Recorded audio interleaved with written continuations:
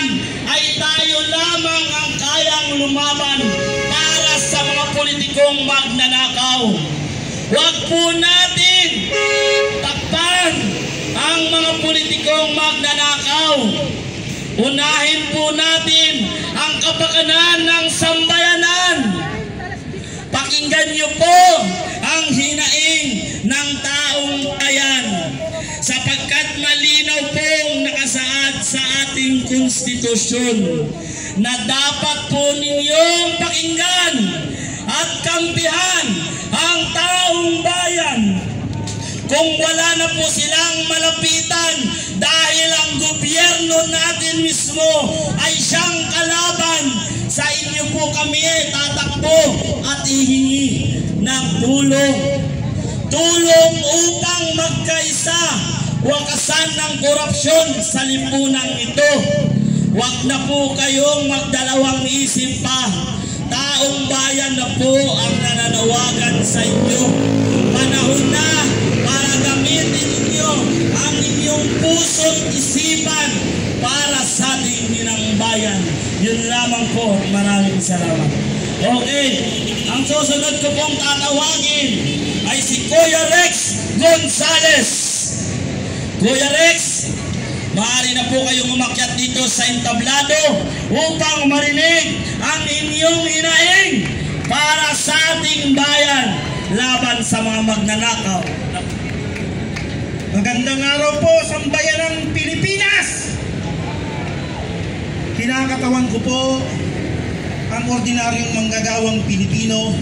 Kinakatawan ko din po ang mga riders group dito sa ating Pilipinas. At DRS, DRT, DGRP, mabuhay po ang mga riders. Kami po ay nakikisa sa pakikipaglaban ng bawat Pilipino sa galit ng mga Pilipino sa nangyayaring pagnanakaw sa ating pamahalaan. Ako po ay isang ordinaryong mamamayan. Ako po ay mula pa sa Pagsangan, Laguna, ngunit dito nagtatrabaho sa Maynila. Isa sa mga problema ng mga manggagawa ay yung nilang tutuluyan o yung pang-araw-araw nilang magiging tahanan. Subalit hindi po nagkakasya ang sinasahod ng isang ordinaryong manggagawa. Ganun din sa mga kapatid kong mga riders, napakamahal ng gasolina, may mga tax pa.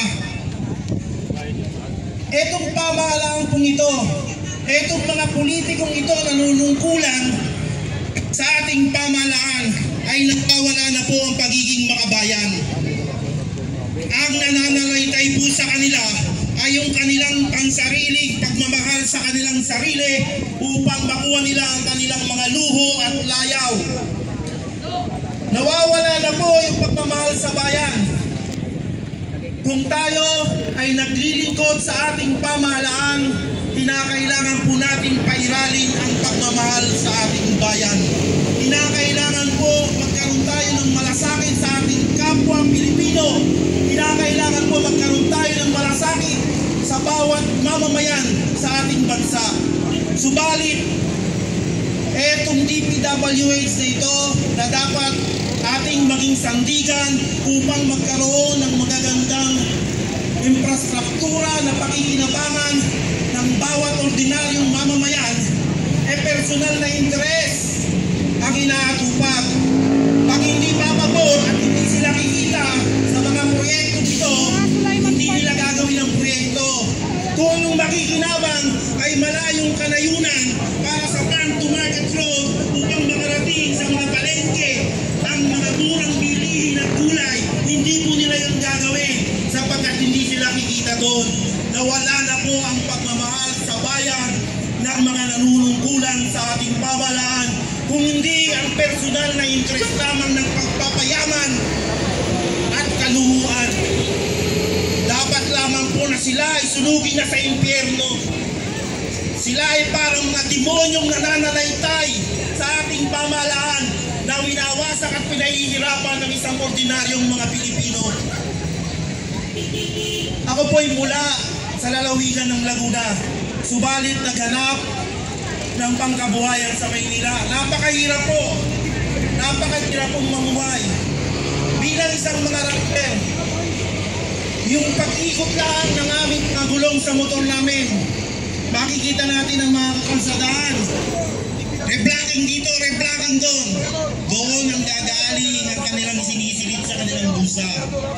Alam na po natin ang sarswelang nangyayari, ang mga script ang nangyayari na ginagawa ng Pangulong ito. Panahon na po, kami po ay nananawagan na makaisa na kayo sa laban ng isang ordinaryong mamamayan. Armed Forces of the Philippines, nakikiusap po kami sa inyo. Protektahan niyo po kaming ordinaryong Pilipino. Bongbong Marcos, nakikiusap din ako sa iyo. Kung hindi ka makuha sa sindak, makuha ka sana sa pakiusap ng isang ordinaryong Pilipino, sapagkat wala ka ng kapakibinabangan sa amin dito. Ikaw ang ulo ng ating pamahalaan. Dapat alam mo ang nakawa na nangyayari. Alam mo ang mga insertion na nangyayari sa Kongreso. Kung sino-sino pa ang tinuturo natin. Ikaw ang ulo, ikaw ang pinuno, ikaw ang presidente. Dapat ikaw ang mahiya at dapat ikaw ang managot. Kaya ang isinisigaw namin at pakiusap, parang awa mo na, Bongbong Marcos, resign!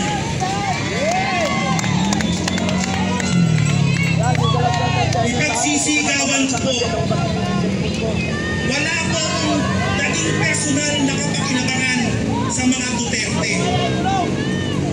Hindi po ako naging campaign leader, hindi po ako kasama sa kung anumang organisasyon na sumusuporta o nakinabang sa pagiging bise at pagiging pangulo ng Pangulong Duterte.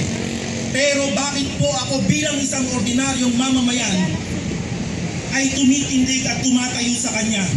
Sapagkat nakita po namin ang kanyang pagiging mga bayan at malasakit sa isang ordinaryong Pilipino na handang ipaglaban ang pinakamaliit na tao na mamamayan dito sa Pilipinas. May tunay na malasakit at tapang sa mga Pilipino. At itong tapang na ito ang dala ng magiging Pangulong Inday Sara Duterte. Lilinisin niya ang ating pamahalaan. Ako po'y hindi nabayaran. Hindi ko po kilala ang organizer nito. Subalit ako po'y kasama sa Duterte Group of Riders Philippines. Kami yung ordinaryong riders lamang po. Subalit sumasama at sumisigaw sa galit ng isang ordinaryong mamamayan. Dahil talamak na, tama na, palitan na! Bongbong Marcos, nakikiusap kami sa'yo! Bongbong resign! Mabuhay ang